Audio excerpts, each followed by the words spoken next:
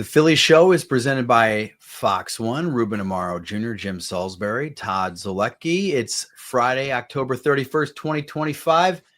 It's Halloween, Jim. Very exciting. Game 6 of the World Series is on Friday night. Blue Jays with a 3-2 lead over the Dodgers. They can clinch their first World Series championship since 1993 with a win on Friday. Let's talk a little World Series. It's time for the Parks' first pitch. First pitch is brought to us exclusively by our partners at Parks Casino, Pennsylvania's #1 casino. Jim, some local ties in Game 5. You have Boyertown's Trey Savage, 12 strikeouts, no walks, just absolutely dominates the Dodgers. We have South Jersey's Davis Schneider hits the first pitch, leadoff home run off the Blue Jays. I jumped off my couch when I saw it leave the bat. I'm like, oh my God. I couldn't believe it. It's been a lot of local ties in this series, and it's been a great World Series to watch so far. It's been very entertaining. And the manager of the Blue Jays is a local guy. I think he's kind of like Central Jersey or almost South Jersey, but he played at University of Delaware. I actually saw him play at the University of Delaware. He was a teammate of Vince Vukovic, and I'm impressed with him, John Schneider, as a manager. I just, looking at Kenny Rosenthal interview him during the game, he's a very composed guy, John Schneider. So I'm sure he exudes that type of leadership, and that team, that's a tough team, man. They bounce back from that really difficult 18-inning loss, and they come out and they just lay it on Blake Snell really early. And you're right. I mean, Schneider with the home run, and then this whole postseason has been, I don't want to say Vlad Guerrero's, entry, but it's like a lot of people are just, getting a really good look at what a just great talent Vlad Guerrero is. It's sort of the year of Vlad. He signs that $500 million contract, and now he's having a postseason for the ages. I really kind of like the story. His father's a Hall of Famer, and he says, my father never got a World Series ring, and if I win one, I'm going to give it to my father. I think that's a nice story. But, they got to win 2 more. You got to like them going home. They're on a great roll. They put the ball in play. They're getting great pitching. You mentioned the local ties. None bigger than that Yasevich kid from Boyertown, which is a great baseball area. He talk about composed and poised, 22 years old, made the jump from Low-A or climbed the ladder all up to the big leagues. It just goes to show you, if you perform, they will find you. He performed at A-ball. They moved him to high A, to AA, to AAA. You pitch well, you hit, you will get here. And he got here quick, and he has really, in a lot of ways, put that team on his back, at least pitching-wise, on a staff with, Bieber and Scherzer, these great pitchers. He's been the one that's shined the brightest. So terrific World Series. Really looking forward to handing out some candy on Friday night and settling in for that one. Absolutely. So Game 6 is Friday night. Game 7, if necessary, is Saturday. Then immediately after that, any eligible free agent automatically becomes a free agent. They don't have to file for free agents anymore. It just automatically happens.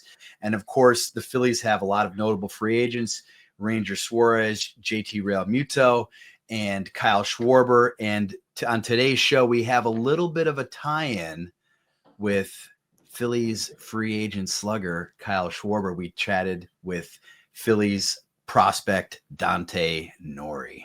Yes, and that was a fun one.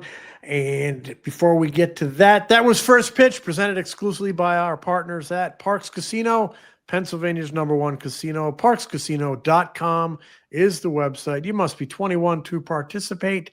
And if you have a gambling problem, call 1-800-GAMBLER. Hey, if you want to take care of yourself, your body, and everything that goes into health, fitness, and nutrition, Superpower provides Kratz what I would call the pro experience for the everyday person. 100%. Super easy. You get your lab test results back, and you can streamline exactly what you're deficient in. You can say, okay, this is what the results told me. I'm going to go ahead and maybe look for that in a supplement, which they provide. I'm going to go ahead and look at that in my daily workouts, which they give so many different ideas of how to make sure your deficiencies become some of your superpowers. Superpower used to cost $499. Head to superpower.com right now to learn more and lock in the special $199 price while it lasts. After you sign up, they'll ask you how you heard about them, and make sure you mention FT. Your biology decoded, your blueprint activated with Superpower. We are back. The Philly Show is brought to us by Fox One. If you are watching us on YouTube, please make sure to hit that subscribe button. We appreciate all of your support. And of course, you can always go to the phillyshowshop.com to pick up some swag from the show. Mm-hmm. Another great way. We got a lot of cool stuff, so check that out. Jim, Dante Nori joined us all the way from the Arizona Fall League. Good kid, exciting player, exciting talent. I mean, he gives off the vibe that he would fit in really nicely in Philadelphia. Mm-hmm. I enjoyed talking to him. He's a dynamic young player, on-base guy, contact guy, low strikeout guy, and exciting player. I mean, he stole, 52 bags this year. He scaled 3 levels of pro ball, just, a year or so out of high school, finished with a little taste of Double-A. So number 1 pick, they always excite you, right? And I liked a couple little stories. He's a very personable kid. He told a couple of good stories. Obviously, this Aiden Miller infielder is another excellent Phillies prospect, former number 1 pick, and they're friends. And Dante said he thought he was going to play with him a little bit in Double-A, and I won't tell the rest of the story. It was cute. You can hang out and hear that story. Also loved, we have to stay timely on the Phillies show. So we got the lowdown on his favorite Halloween costume when he was a kid. And that was a pretty good one as well, but I'm going to have to, you're going to have to watch the whole show to get that. Absolutely. So Dante Nori, he's known Kyle Schwarber for a long time. So, a lot of Phillies ties with this kid, obviously. And now, of course, he is a top Phillies prospect. So here you go, everybody. Phillies prospect, Dante Nori. Dante, thanks for joining the Philly Show. How are you doing, my man? How's the Arizona Fall League going? It's going great, and I appreciate you guys having me. So Jim and I were just talking about the World Series, Blue Jays, Dodgers. As of now, the Blue Jays have a 3-2 lead in this series. We know you grew up in Michigan, spent most of your life in Michigan, but you were born in Canada. You spent a lot of time in Toronto because of your dad, who's an assistant coach for the Raptors. So are you rooting for the Blue Jays? Do you follow the Blue Jays? Did at any point in your life, did you grow up a Blue Jays fan? I was mainly a Reds fan. My dad's side was from Middletown, Ohio, so I was a big Reds fan back when they had Joey Votto, Brandon Phillips, Cozart, Jake, like all those guys. So I was mainly that team. But no, definitely rooting for the Blue Jays. That's basically your hometown in a way. So hope they can get it done and see them win.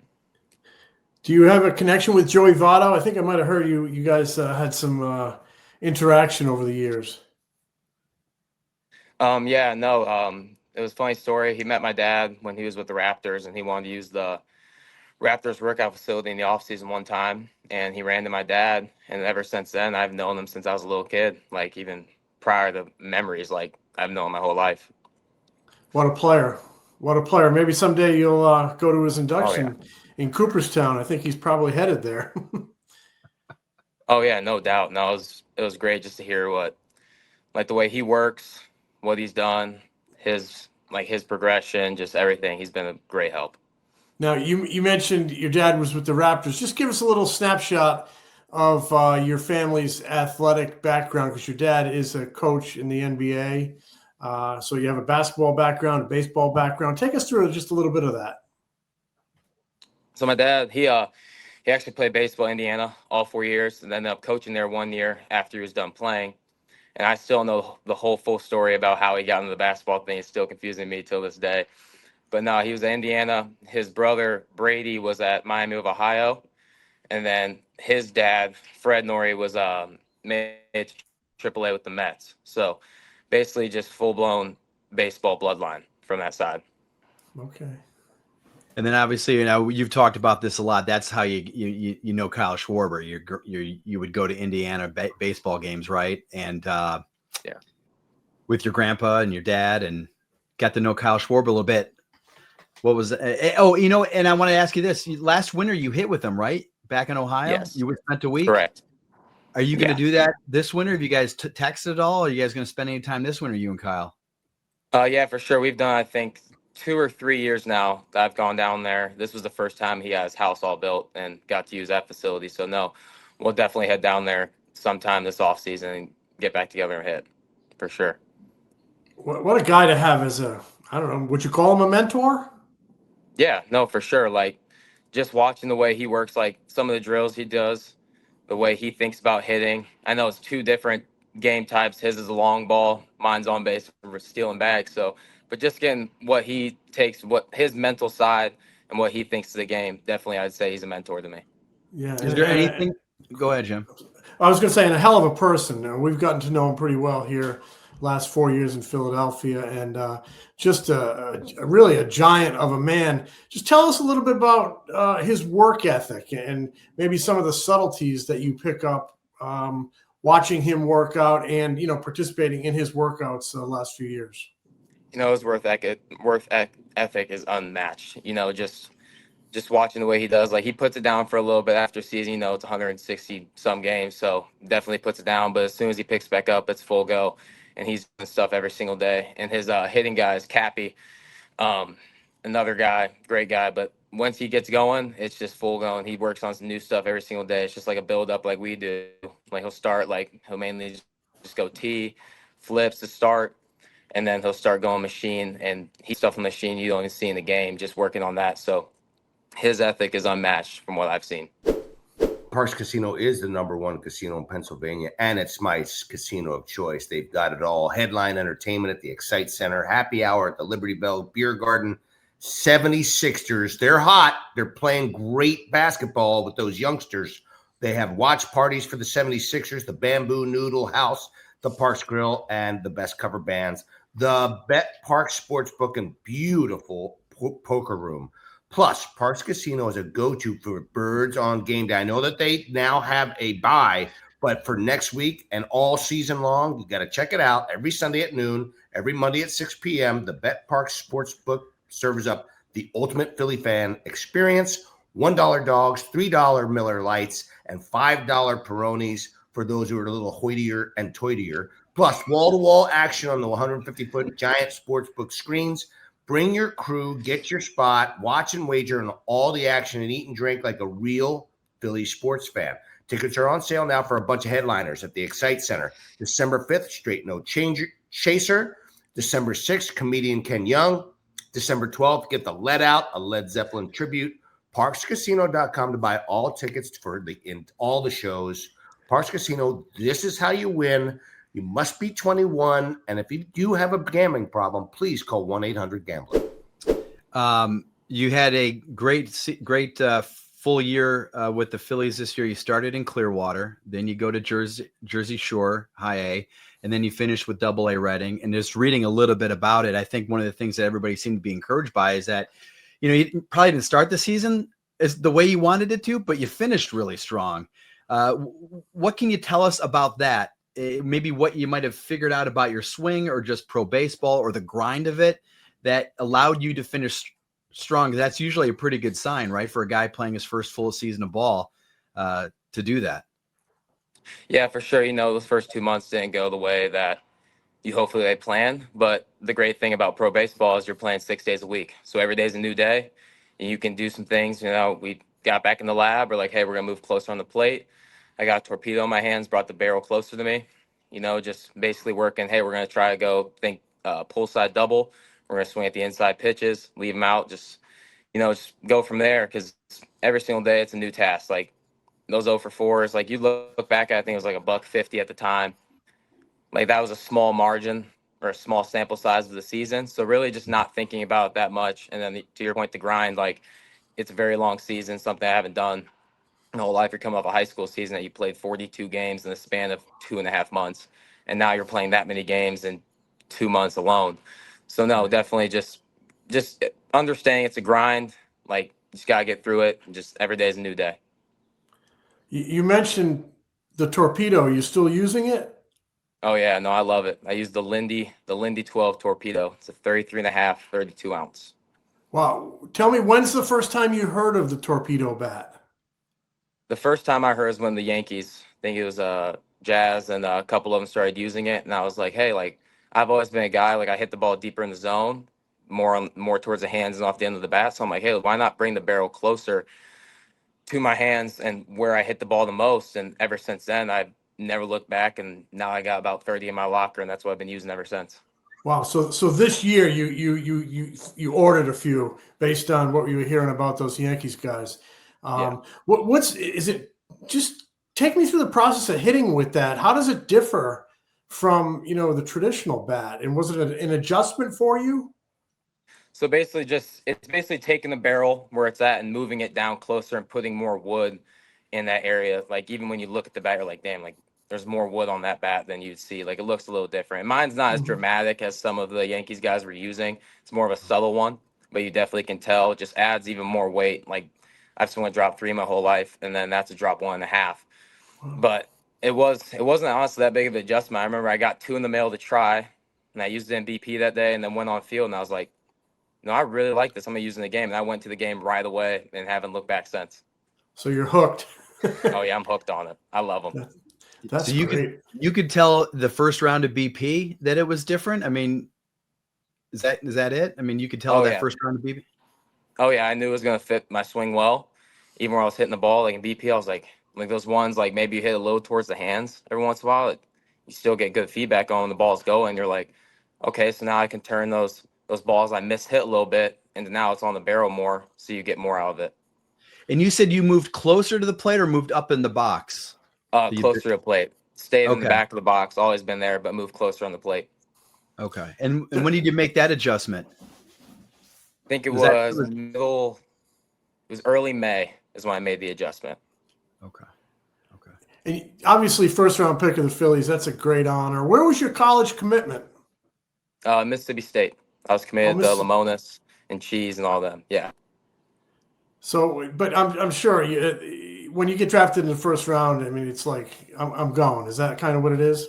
Yeah. Yeah. That's definitely what it was. We sat down. We're looking at it like, hey, we have our picks lined out. Like if it was going to be between these picks, hey, we're going to go. And they were full understanding, especially after the first round. They knew like, hey, you got to take that for sure. Now you play high school ball in Michigan. It's a cold weather region, and then you get into pro ball. How much of just a jump in talent and competition is it from cold weather high school baseball to pro ball, or is that jump less because you guys play such elite competition in travel ball these days? I'd say the biggest adjustment was mainly, I mean, you go from 7 to 9 innings. Of course, you switch to wood bats. But that was nothing that you didn't use in the summer. And also in the summer, you faced arms like William Schmidt. He's at LSU. You faced Joey Oakey, like a bunch of other guys that, they have really good stuff. But you go straight from the high school season to pro ball, like curveballs aren't really curving, sliders aren't really sliding that much. You're seeing like 72-mile-an-hour breaking balls, and all of a sudden you get here and you're hearing of pitches you've never even seen. You're seeing breaking points, you're seeing all this stuff, and just picking up on that, letting the eyes adjust. I'd say that was the biggest adjustment. It's just basically like the off speeds are going to do way more now.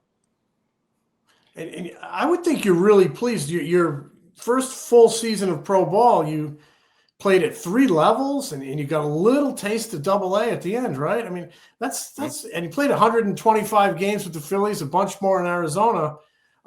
That's a big jump from high school too, just the schedule, and then traversing 3 levels. You must be pleased with where you're at after one full season in pro ball. Yeah, no, I was very pleased. Like you look back, you absolutely take that for your first bit. Just that first year, just getting comfortable. Now you're really comfortable with the organization. You're really comfortable with what you're doing. And now you're just looking forward to the next couple of years. And I was very satisfied with it.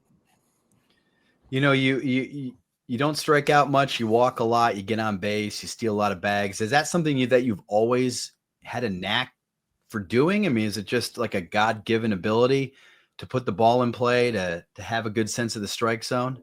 Or is that something that you had I don't know if you can work on that or not.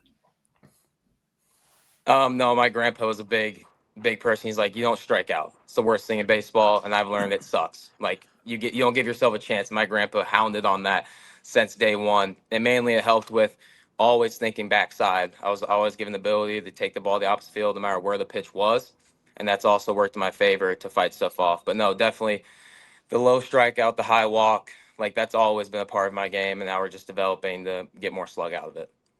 So your grandpa would give you a hard time if you maybe saw a high school game and saw you strike out once or twice.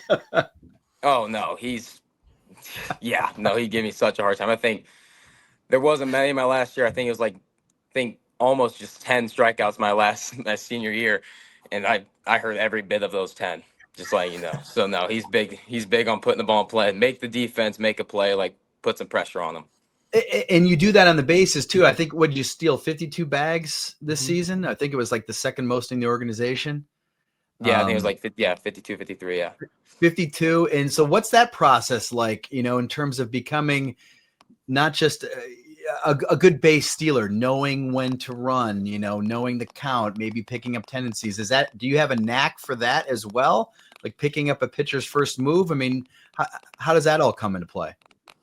Definitely. You start to pick up tendencies. High school, you could pick off as much as you wanted. There was no pitch clock. Like you got dudes picking off 6 times when you go on first base. And now with the 3 limit, basically they got 2 chances, and the third one, they better get you. That's all I've learned. And you got the bigger bases, that helps too, but definitely picking into the counts, picking up some tendencies. You got all this film now, all what you look at. Like everything's on computer now. So going into the game, you have a great feel. And just the tendencies, yeah. And then once they pick over twice, that's basically the green light. Wow. Do they tell you to be aggressive? Like what's your mentality once you get on the base? Are they like, Dante, like if you can go, we want you to go, steal as much as you can. We want you to get confident doing it. Because that's a big part of base stealing from what I've heard from players is, the guys that love to steal, that's a huge part of it. Yeah, no, they basically, since I got there, like, hey, you going on first, you got the green light. Otherwise, if we shut it down, we give you something that shuts it down, you got the green light, get in scoring position, let's go. I wonder if that's like a focus organization-wide in the Phillies organization because, Aiden Miller this year had 59 steals. Justin Crawford had 46 steals. You had 52 steals. I mean, wow, that's like – this is way before your time, but it feels like St. Louis Cardinals of the 80s. I mean, it's great to see the stolen base and all that excitement on the bases. Do they preach it in the system?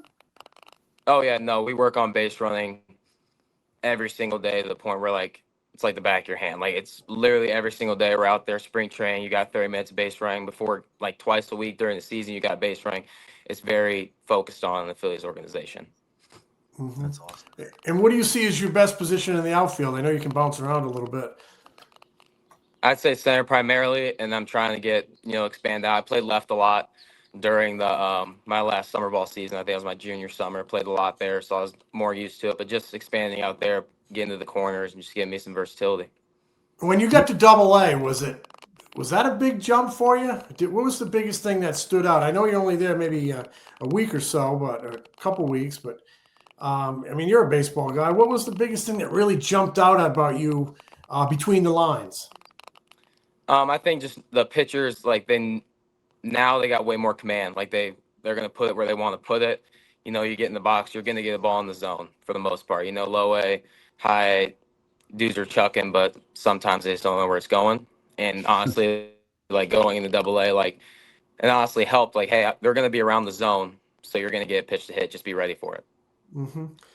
I mentioned Aiden Miller, Justin Crawford. We know about Andrew Painter and others, and Dante Nori, all really talented young players. Do you know those guys? Have you had a chance to get to know them maybe in spring training in Clearwater?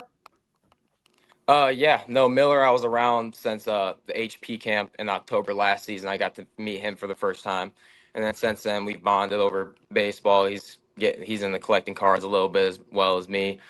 And then Crawford, I got to meet in that January camp, got to meet him a little bit. And then Painter was actually rehab, his rehab starts in Clearwater for a week or two. So I got to meet him as well. So no, I know all of them pretty well. You fantasize a little bit about maybe all moving together someday and doing something special in the big city? Oh yeah, no, we talked about that. Like, even when I got promoted to Double A, I remember texting Miller. I was like, "Hey, I'll see you Tuesday." And then on the drive there, I get a notification, "Hey, Miller's going to AAA." And I called him. I was like, "Are you serious? Like, we were teammates for 15 minutes." He's like, "Nah, one day we will." And that was just a little joke, but no, definitely looking forward to being with all those guys in the future. That's great.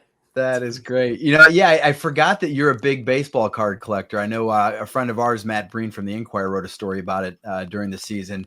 And you're trying to basically collect all of the one of ones and all the parallels. What's the Dante Nori card that you're trying to get, maybe that you haven't gotten? Is there one out there that you'd like to get?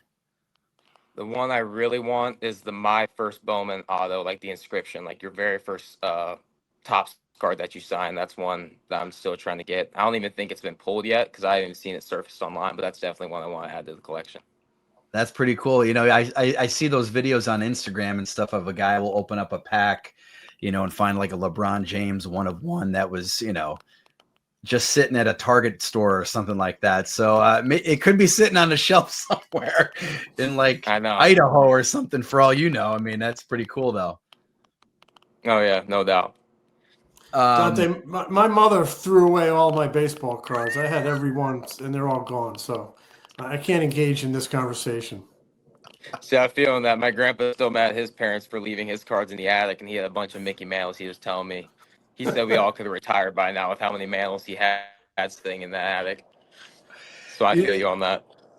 Dante, I talked to your high school coach last year after you got drafted, and Dan Simony, and he said when he watched you play, he said, "Oh my God, this guy is like Lenny Dykstra. This guy's like Lenny Dykstra." And he said you guys would laugh because, you guys weren't alive when Lenny Dykstra was playing baseball.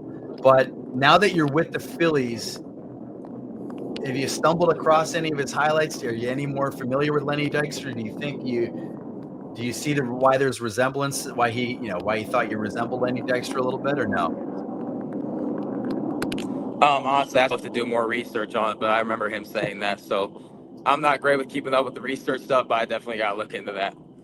Fair But if enough. he's saying that, I assume there are some similarities there. Well, he was a great outfielder, high on base guy, great leadoff hitter. Caused fits for everybody on the base, as Jim can attest to. Did the Phillies have you kind of when you were in high school and summer ball before the draft? Did they have you on their radar? Did you know that was a team that was on me and I had a chance of being a Philly?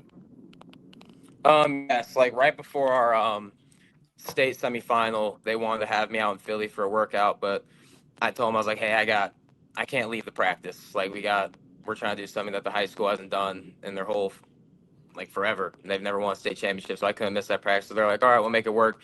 And they actually flew down. And then Tracy Smith, who we're also close family friends with, he's at Michigan, the head coach there. He let us use their facility, and I got to talk to them.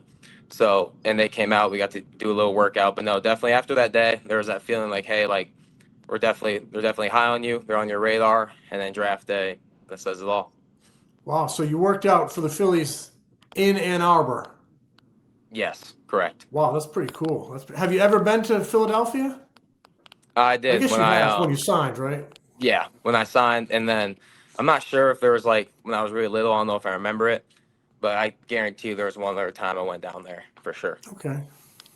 Well, that's cool. Awesome. Do you have any goals that you have when you think about next season? Like, what do you want to accomplish in a general sense, if you care to share? Obviously, I think just double-digit home runs is one of the big things I'm trying to focus on right now. Like, hey, let's get to that point. And then also, I saw it happen this year, 100 bags. I mean, why not? Like, let's start trying to reach really high goals. So, nothing was better than you see your 50th bag, you're on cloud nine, then you look on Instagram. I think it was, forget who it was, but I pull on Instagram and all of a sudden you see someone still 100 bags, and all of a sudden you're like, dang, that is double. So no, definitely double-digit home runs, and also see as many bases I can get. Oh, that's awesome, man. That would be a tremendous accomplishment to steal 100. Now that would be like the 1980s Cardinals, Jim, for sure. I'm dating my. Who you got today in the Arizona Fall League? Tell us a little bit about what it's like. That's a talented group of players out there. Oh yeah, no, for sure. I think where are we heading today? I think we might be going to Glendale I'm not sure. We kind of bounce around all the time. Like your road trip, it feels like summer ball, honestly. Like you're on the bus trip, you go, you play, you bus back. But no, it's a great group of guys. I mean, it's great to just keep playing baseball year round. You know, it's where Halloween's tomorrow, which is crazy. Like you've been playing baseball since January almost. So no, great group of guys, great competition. Just getting all these friendships, meeting all these people. It's been a blast. What was your best Halloween costume as a kid? Your favorite?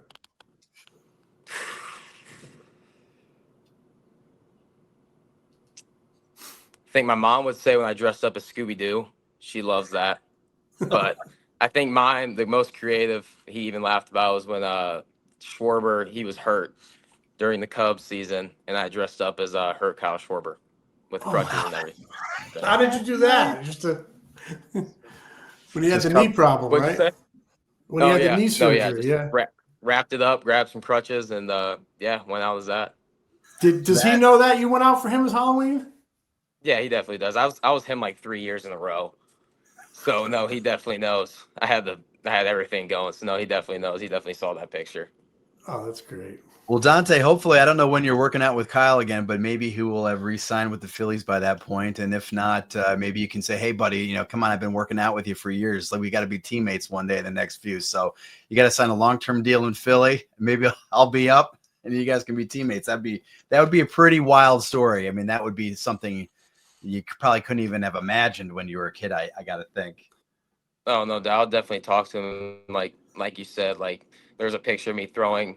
There's a jersey swallowing me whole at Indiana playing catch them on the warning track. Him in catcher's uniform, which is way different than now. But no, that would definitely be one of the greatest stories. Like you came right down the book. Absolutely. Well, Dante, thanks a lot, man. We appreciate the time. Good luck with the rest of the fall league. Enjoy the off season, and then we'll see you in Clearwater in February.